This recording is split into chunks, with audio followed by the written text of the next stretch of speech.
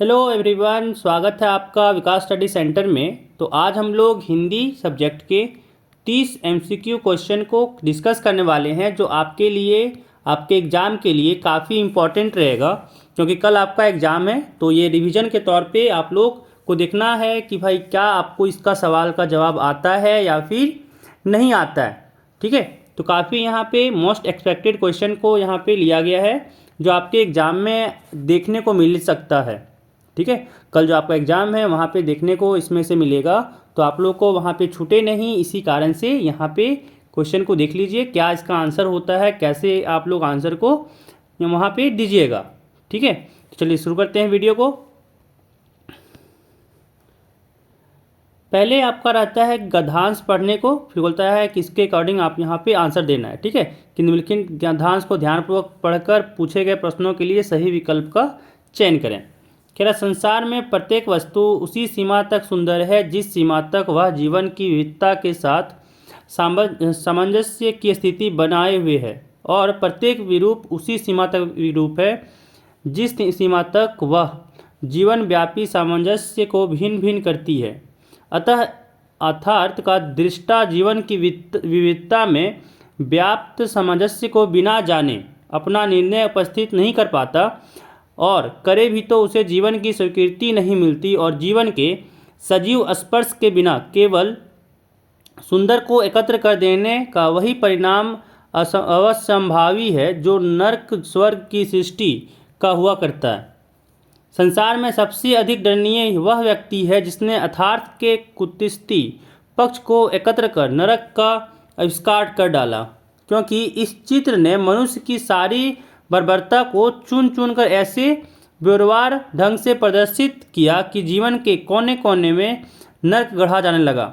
इसके उपरांत उसे अर्थार्थ के अकेले सुख पक्ष को पूंजीभूत कर इस तरह सजाना पड़ा कि मनुष्य उसे खोजने के लिए जीवन को छिन्न भिन्न करने लगा, है ना। अब इस पर एक पहला सवाल बना कि इस गद्यांश में किस बात के प्रति सतर्क किया गया है ना। तो यहाँ पे इसका आंसर हो जाएगा सी नंबर, अर्थार्थ की एकांगी अभिव्यक्ति के प्रति, है ना। चलिए अगला सवाल देखिए। अगला सवाल यहाँ पे है कि सुंदर वह है जो फिर खाली जगह करती है ना। तो दूसरा का आपका हो जाएगा बी, सामंजस्य, है ना। सुंदर वह है जो सामंजस्य करती है। ठीक है, अगला सवाल कि सबसे दंडनीय व्यक्ति कौन है, तो इसका आंसर हो जाएगा आपका सी नंबर, अर्थार्थ का घिनौना रूप प्रस्तुत करने वाला। ठीक है ना, आपको गद्यांश पढ़ना है, गद्यांश में आपको सारा आंसर मिल जाएगा। ठीक है, चलिए अगला कि सौंदर्य कब उपयोगी होता है, तो इसका आंसर हो जाएगा ए नंबर, जब जीवन का स्पर्श मिलता है। ठीक है, चलिए अगला सवाल देखिए। कह रहा है किस उपमा का उपयोग चुनौतीपूर्ण स्थितियों में सकारात्मकता देखने की महत्ता को जताने के लिए किया गया है। ठीक है, तो इसका आंसर हो जाएगा आपका सी नंबर, अंधकार को एक दोस्त के रूप में ग्रहण करना। ठीक है, चलिए अगला देखिए। यहाँ पे पदांश है ना, कह रहा है पदांश को ध्यानपूर्वक पढ़कर पूछे गए प्रश्नों के लिए सही उत्तर का चयन करें। पढ़ते हैं पदांश कि रवि भोर सुनहरा निकला, पर खेल सवेरा नाचा, भूभार कनकगिरी पिघला, भूगोल मही का बदला, नवजात उजेला दौड़ा, कनकन बन गया रूपहला, मधुगीत पवन ने गाया, संगीत हुई यह धरती, हर फूल जगह मुस्कुराया, है ना। अब इस पर सवाल देखिए क्या कह रहा है कि कालीन सूर्य को कवि किस रूप में देखता है ना। तो इसका आंसर आपका हो जाएगा डी नंबर, सुनहरे रंग के भोर के रूप में। ठीक है, चलिए अगला सवाल देखिए। कह रहा है कनक किसका पर्यायवाची है, तो आपका इसका हो जाएगा ए नंबर, सोना। ठीक है, सोना है। चलिए अगला सवाल देखिए। कह रहा है उजाले को कवि कैसा बताता है, तो इसका हो जाएगा आपका सी, नया और दौड़ता हुआ। अगला सवाल कह रहा है कि हवा के गीत गाने से पृथ्वी पर कैसा प्रभाव पड़ा, तो इसका आंसर हो जाएगा सी, धरती के कनकन में संगीत ध्वनित हो सका। ठीक है, अगला सवाल देखिए। कह रहा इस कविता के लिए सर्वाधिक उपयुक्त शीर्षक क्या है, तो इसका हो जाएगा रवि का आगमन, ये हो जाएगा रवि का आगमन। चलिए अब इसमें व्याकरण का सवाल देखिए। यहाँ पे कह रहा है कि सही विकल्प का चयन करना है ना, कि चीर चीर के अर्थ लिखें, सही विकल्प का चयन करें। ठीक है, तो इसका आंसर हो जाएगा आपका ए नंबर वस्त्र पुराना। ठीक है, चलिए अगला देखिए। वैसे भी चीरहरण नाम सुने होंगे, है ना। तो चीर मतलब क्या होता है, आप लोग महाभारत अगर जानते होंगे तो उसमें चीरहरण है ना, जो वस्त्र का हरण करता है। चलिए अगला देखिए, कह रहा है कि कोयला का पर्यायवाची शब्द निम्नलिखित में से कौन नहीं होगा। ठीक है, तो इसका आंसर हो जाएगा आपका डी नंबर खेचर। खेचर जो होता है वो कोयला का पर्यायवाची शब्द नहीं है। अगला कह रहा है कि श्रद्धानंद का संधि विच्छेद निम्नलिखित में से कौन सा है। ठीक है, तो इसका आंसर हो जाएगा ए नंबर श्रद्धा प्लस आनंद। ठीक है, अगला कह रहा है कि आग बबूला होना मुहावरा का सही अर्थ निम्नलिखित में से कौन सा होगा। तो आग बबूला होना का होता है बहुत गुस्सा होना। ठीक है, तो इसका ए नंबर हो जाएगा बहुत गुस्सा होना। अगला सवाल देखिए, कह रहा है कि रक्षा शब्द में किस उपसर्ग का प्रयोग करके सुरक्षा शब्द बना है ना। तो इसका आंसर हो जाएगा सु, ऑप्शन बी हो जाएगा सु। ठीक है, चलिए अगला सवाल देखिए, कह रहा है इतिहास शब्द में इक प्रत्यय लगाने से नया शब्द कौन सा बनेगा। ठीक है, तो इसका आप आंसर हो जाएगा आपका बी नंबर ऐतिहासिक। सॉरी, बी नंबर नहीं, सी नंबर। ऐतिहासिक होगा लेकिन सी नंबर। ठीक है, ये हो जाएगा सी नंबर ऐतिहासिक। चलिए अगला सवाल देखिए, कह रहा जब अविनाश बाबू ने झंडा गाड़ा तब पुलिस ने पकड़ लिया, रचना के आधार पर वाक्य पहचाने। तो आपका हो जाएगा सी नंबर। ठीक है ना, कि जब अविनाश बाबू ने झंडा गाड़ा तब, ये तब लगा है, पुलिस ने पकड़ लिया मतलब मिश्र वाक्य है। ठीक है, तो इसका सी हो जाएगा। अगला सवाल कि पाप पुण्य समासिक पद में कौन सा समास है ना। तो इसका हो जाएगा बी नंबर दवदव।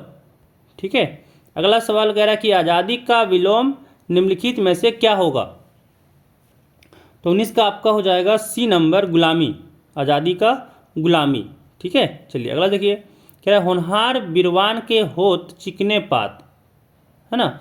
लोकोक्ति का सही अर्थ क्या होगा कि होनहार बिरवान के होत चिकने पात, इसका अर्थ क्या है ये पूछा जा रहा है। ठीक है, तो आपका इसका आंसर हो जाएगा ए नंबर कि जो महान होते हैं उनकी प्रतिभा बचपन में ही दिखाई पड़ती है।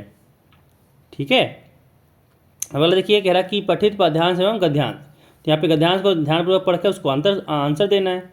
यहाँ पे कह रहा है कि गिरी का गौरव गाकर झरझर मद में नस नस उत्तेजित कर, मोती की लड़ियों से सुंदर झरते हैं झाग भरे निर्झर, गिरिवर के उर से उठ उठ कर उच्चांक्षाओं से तरुवर, है झांक रहे नीरव नभ पर, अनिमेष अटल कुछ चीता पर, है ना।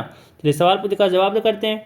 यहाँ पे कहा जा रहा है कि पर्वतों की छाती पर बहने वाले झरने कैसे लग रहे हैं, है ना। तो इसका आंसर हो जाएगा आपका डी नंबर मोतियों की लड़ियों के समान।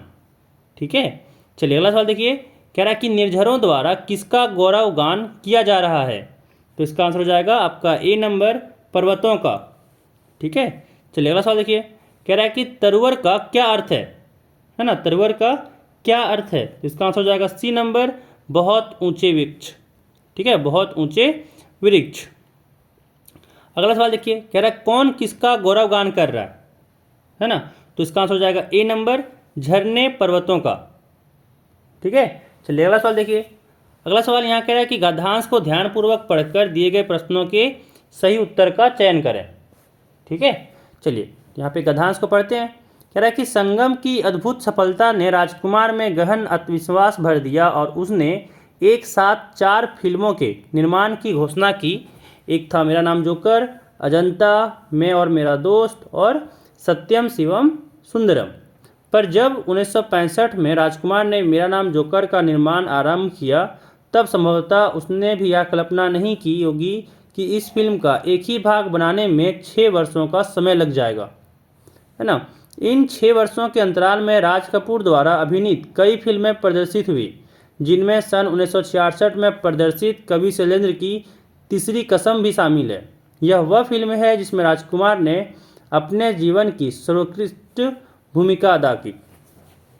ठीक है, चलिए अगला देखिए, क्वेश्चन इस पे क्या कह रहा है कि किस फिल्म के बाद राजकुमार आत्मविश्वास से भर गया। ठीक है, तो इसका आंसर हो जाएगा आपका बी नंबर संगम। ठीक है, संगम मूवी से देखिए ना, संगम की अद्भुत सफलता ने। चलिए अगला सवाल देखिए, कह रहा है कि मेरा नाम जोकर का निर्माण कब प्रारंभ किया गया। तो इसका आंसर हो जाएगा आपका ए नंबर 1965 में। ठीक है, 1965 में, देखिए यहाँ पे लिखा हुआ है 1965। चलिए अगला सवाल देखिए, कह रहा है 1966 में कवि शैलेंद्र की कौन सी फिल्म प्रदर्शित हुई। ठीक है, तो इसका आंसर हो जाएगा आपका सी नंबर, तीसरी कसम। अगला सवाल कि तीसरी कसम फिल्म में किसने अपने जीवन की सर्वोत्कृष्ट भूमिका निभाई। तो इसका आपका आंसर हो जाएगा ए नंबर, राज कपूर, है ना, राज कपूर। अगला सवाल देखिए, कह रहा है निम्नलिखित प्रश्नों के लिए सही उत्तर का चयन करें। पहला यहाँ पे है 29 नंबर क्वेश्चन, कह रहा है कि टोपी की किस बात से घर में बवाल खड़ा हो गया था। ठीक है, तो इसका आंसर हो जाएगा आपका बी नंबर, माता जी को अम्मी बुलाने से।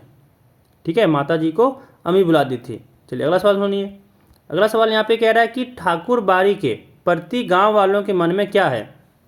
ठीक है, ठाकुर बाड़ी के प्रति गांव वालों के मन में क्या है। तो इसका हो जाएगा आपका ए नंबर, अपार श्रद्धा, है ना, अपार श्रद्धा है।